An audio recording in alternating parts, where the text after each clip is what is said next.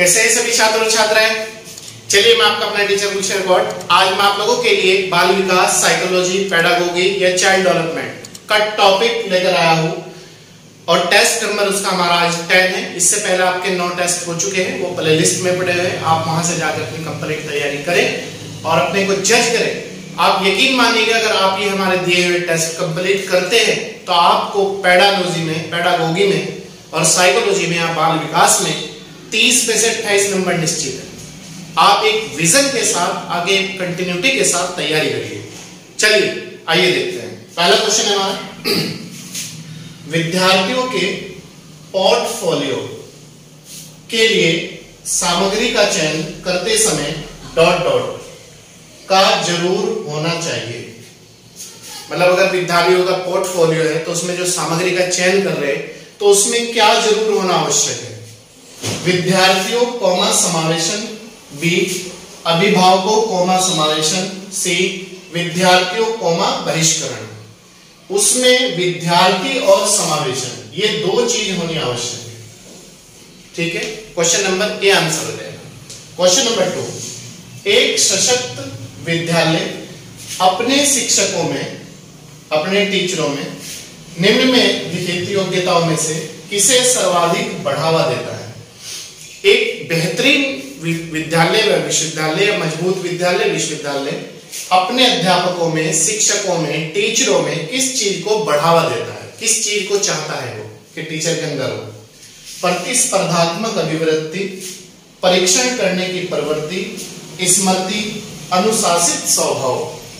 तो बताइए एक विद्यालय क्या चाहता है अपने शिक्षकों में? वो चाहता है कि मेरा जो टीचर है, जो बच्चों को पढ़ा रहा है, वो प्रतिस्पर्धात्मक हो, वो नई नई चीजें सिखाए बच्चों को, नई नई चीजें जाने अपने आप भी, नई नई चीजों से जोड़ के रिलेटेड करके पढ़ाए। तो प्रतिस्पर्धात्मक अभिवृत्ति होना आवश्यक है। क्वेश्चन नंबर 3, निम्न में कौन सा सीखने के लिए अधिगम के रूप में अभिप्रेरित करता है? कौन सा सीखने के लिए अधिगम के रूप में अभिप्रेरित करता है? बाह्य कारक, लक्ष्य को प्राप्त करने में व्यक्तिगत संतुष्टि, असफलता से बचने के लिए अभिप्रेरणा। बताइए कौन सा अभिप्रेरित करता है? अभिप्रेरित जो इसमें करता है वो है बी, लक्ष्य को प्राप्त करने में व्यक्तिगत संतुष्टि। ठीक है। क्वेश्चन नंबर 4, सीखने के लिए आकलन। याद रखना, आकलन मतलब जांच। सीखने के लिए आकलन निम्न का ध्यान है सिवाय, मतलब एक उसमें नहीं है, बाकी सब है। सिवाय विद्यार्थियों की आवश्यकताएं, बी विद्यार्थियों की त्रुटियां, विद्यार्थियों की अधिगम शैलियां, विद्यार्थियों की अक्षमता। तो ये जो है सीखने के लिए जो आकलन है ये सिवाय विद्यार्थियों की आवश्यकताएं को छोड़ते हुए, इसमें जो विद्यार्थियों की नीड है, जो आवश्यकता है, वो शामिल नहीं किया जाता। बाकी इसमें सब शामिल हो जाता है।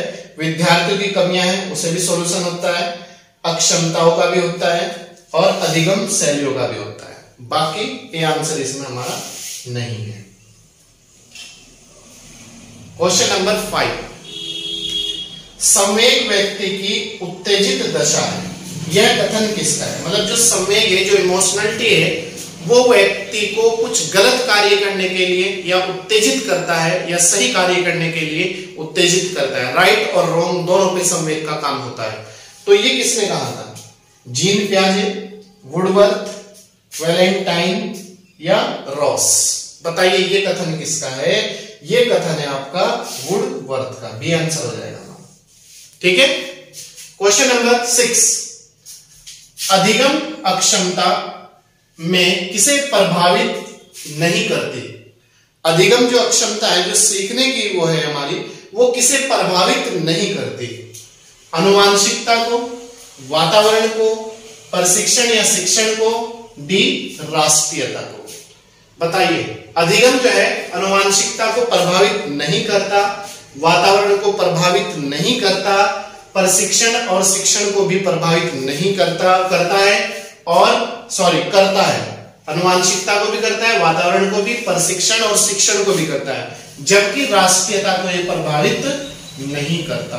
तो डी आंसर हो जाएगा। ठीक है, क्वेश्चन नंबर 7, किस अधिगम मनोवैज्ञानिक ने बाल अधिगम विकास में पुरस्कार को महत्व नहीं दिया? मतलब किसने कहा है कि अधिक अगर बच्चा सीखता है, अधिगम करता है, तो उसमें पुरस्कार की कोई इंपोर्टेंस नहीं है? किसने कहा है? थांडाइक, पावलोव, स्किनर या गुर्थी? ये बात कही थी, पुरस्कार को जो नकारा था गुर्थी ने नकारा था। ठीक है, इन्होंने कहा था कि पुरस्कार को कोई महत्व नहीं है अधिगम में। क्वेश्चन नंबर 8, निम्न में किस एक शिशु के अधिगम को सहायता नहीं मिलती? निम्न में से किस एक शिशु के अधिगम को सहायता नहीं मिलती? अनुकरण, अभिप्रेरणा, स्कूल का बस्ता, पुरस्कार। देखो, अनुकरण को भी सहायता मिलती है, अभिप्रेरणा को भी सहायता मिलती है, पुरस्कार को भी मिलते हैं, स्कूल के बस्ते का से कोई ताल्लुक नहीं है। सी आंसर है। ठीक है, क्वेश्चन नंबर 9, सीखने का प्राथमिक मूलभूत नियम संबंधित है। जो सीखने का नियम है, मूलभूत जो नियम है सीखने का, वो किससे संबंधित है? अभ्यास कार्य से, परिणाम की अपेक्षा से, प्रशंसा से या फिर तत्परता से? ये जो मूलभूत नियम है ये आपका किससे संबंधित है? बताइए, सीखने का प्राथमिक मूलभूत नियम जो है वो किससे संबंधित है?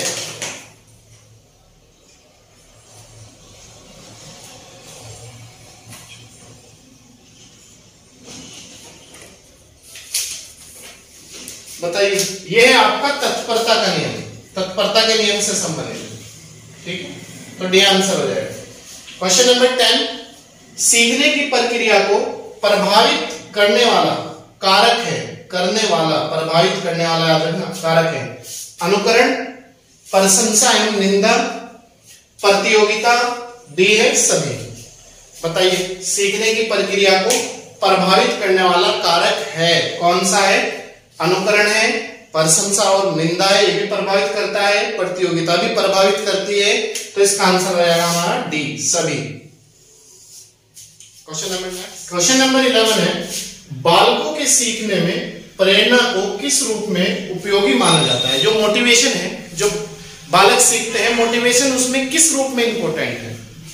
बालक की व्यक्तित्वता का आदर, पुरस्कार एवं दंड, मतलब अगर अच्छा काम किया उन्हें पुरस्कार है और गलत किया तो दंड भी है।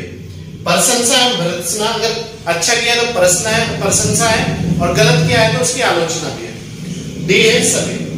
तो बालक के सीखने में प्रेरणा को किस रूप में उपयोगी माना जाता है? तो सभी रूपों में उपयोगी माना जाता है। ठीक है, क्वेश्चन नंबर 12, शिक्षण प्रक्रिया में किसका भली भांति प्रकार से ध्यान रखा जाना चाहिए? जब शिक्षण प्रक्रिया दे रहे हो, बच्चे को शिक्षण करा रहे हो, अधिगम करा रहे हो, तो किस चीज का हमें बेहतर प्रकार से ध्यान रखना चाहिए? विद्यार्थियों की सक्रिय सहभागिता, अनुशासन एवं नियमित उपस्थिति, गृह कार्य की जांच में लगन, डी विषय वस्तु का कठिनाई स्तर। तो किस चीज का भली भांति से ध्यान रखना चाहिए शिक्षण प्रक्रिया में? विद्यार्थियों की सीखने, विद्यार्थियों की सक्रिय सहभागिता, मतलब विद्यार्थी उसमें बढ़ चढ़कर हिस्सा कर ले रहे, तो उस चीज का बहुत विशेष ध्यान रखा जाना चाहिए और उन्हें आगे बढ़ाना चाहिए हमें। क्वेश्चन नंबर 13, निम्न में कौन सी संज्ञानात्मक क्रिया दी गई सूचना के विश्लेषण के लिए प्रयोग में लाई जाती है?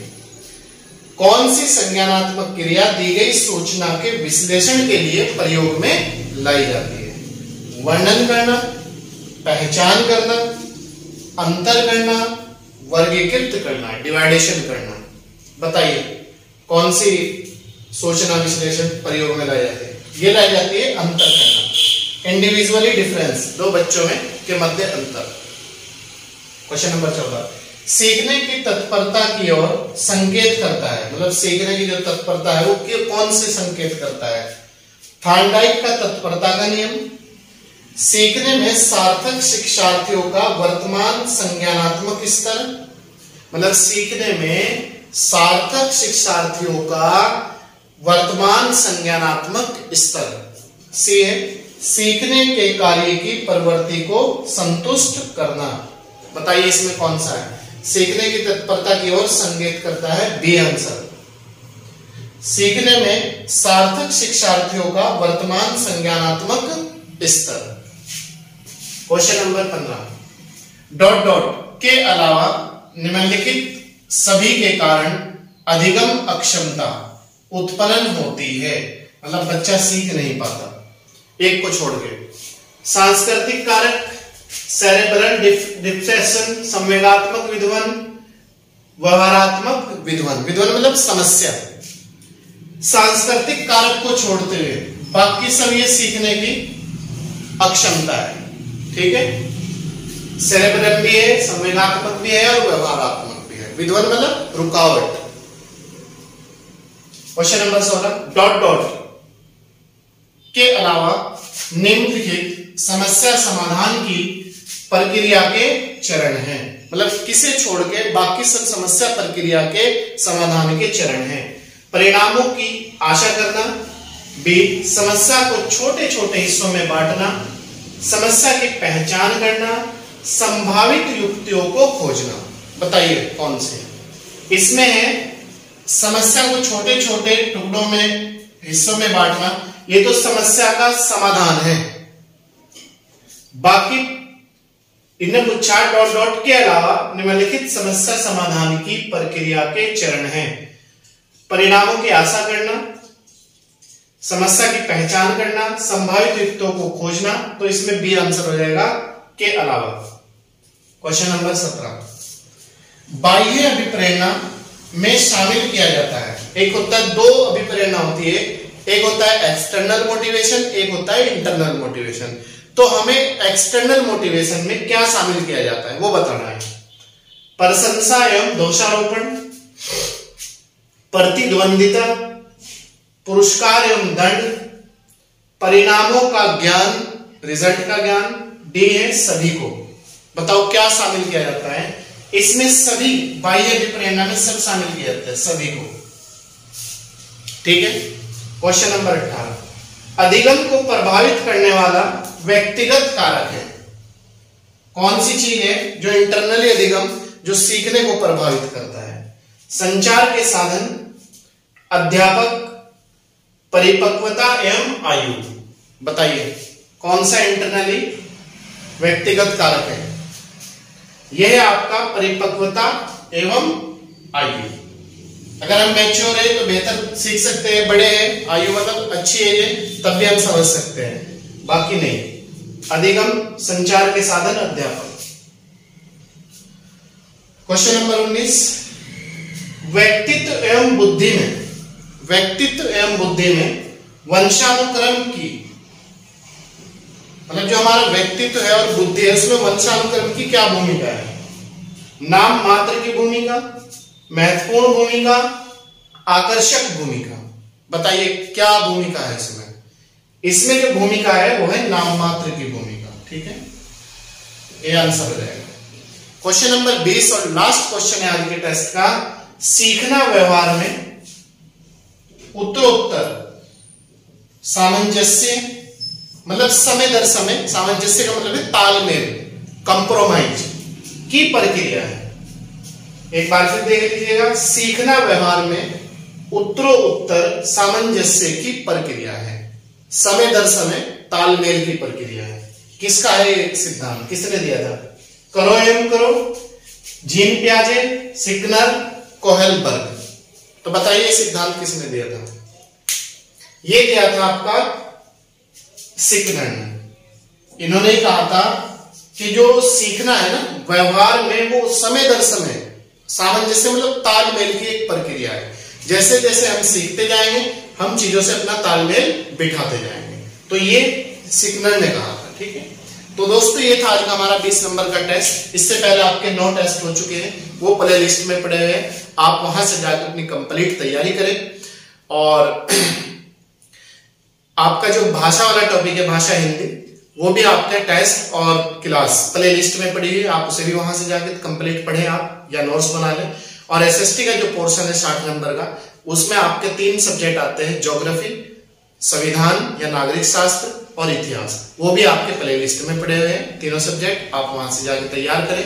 और एसएसटी का जो पोर्शन है उसके जो टेस्ट है वो भी आपके प्ले लिस्ट में पड़े हैं, ठीक है।